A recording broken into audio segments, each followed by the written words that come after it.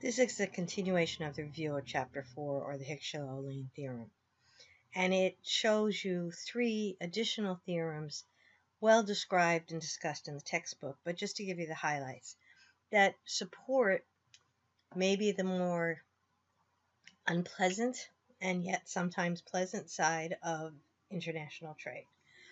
The theorems combine to explain why you would expect that wages in manufacturing in the United States either become stagnant or fall because of international trade. And the three theorems listed here kind of put those pieces together to support that position. The first is just that if you have international trade, then you're going to have world prices, meaning both countries pay the same price for the final goods. The result of that will be an increase in the supply of one factor. It will produce more of the product that uses that factor intensely. Basically, what it's saying is that if you have a population increase or you have a productivity increase that makes labor more abundant, then you will find a country that has an abundance of that factor and has made the decision to produce that goods that use it intensely. They will continue to increase the production of that. It kind of goes along with the idea of comparative advantage. You're selling it in the world market because you have a comparative advantage over the other countries in producing it, and you increase your resources. It just reinforces the idea that you should continue to produce that kind of product.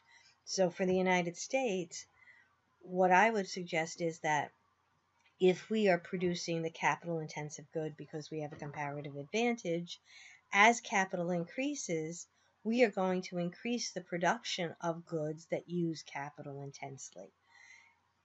And that's going to have consequences for how our economy responds to trade. And I'll continue with that in a minute.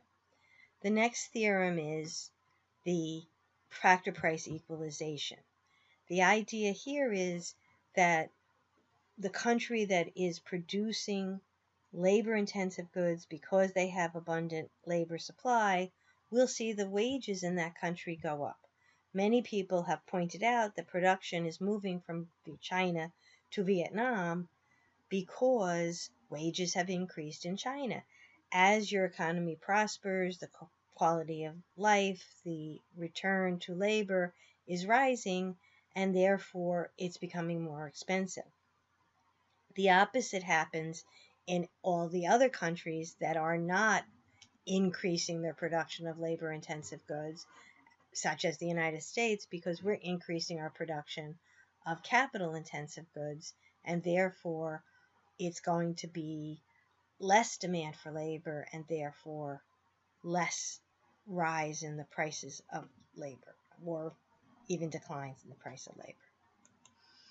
The third one is that, in fact, the free trade introduced is going to benefit the abundant factor and harm the scarce factor.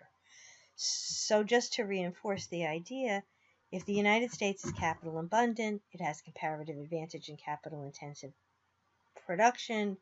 If we participate in international trade and are good at it, any increases in capital that become part of our economy will lead to even more production of capital intensive goods. At the same time, you're going to see wages equalize to those of the international competitors, meaning that either they're going to stay the same or they're going to decline in the United States while they're increasing or staying the same in China. And the return on capital is going to,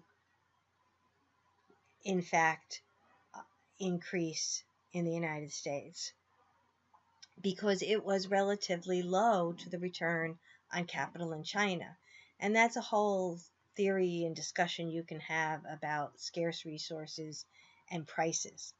But this final one winds up summarized here as saying it benefits, simply meaning that if you go from autarky to international trade under the Hickshaw-Levine theorem, you should expect the factor of production which you have abundant and therefore are going to use in production of goods that use it intensely to see that price increase. So if Captree is capital abundant, it will produce and export capital intensive goods. You will see an increase in the price of capital. At the same time, you will see a reduction in the price of labor because labor is scarce in the autarky version of the United States. I know that may be hard to believe, but it was up until about the 1970s. And it will lead to stagnant wages or actually declines in wages. And on the flip side, someplace like China is labor abundant, will export labor intensive goods, and will see their wages rise. But it also will have the idea that the cost of capital in China will start to decline. And so we get the three combinations that follow from the Hickshaw-Levine theorem, leading to the end of the story is that the wages in the labor abundant country will rise, the price of capital will fall. In the capital abundant country, the price of capital will rise and wages will fall.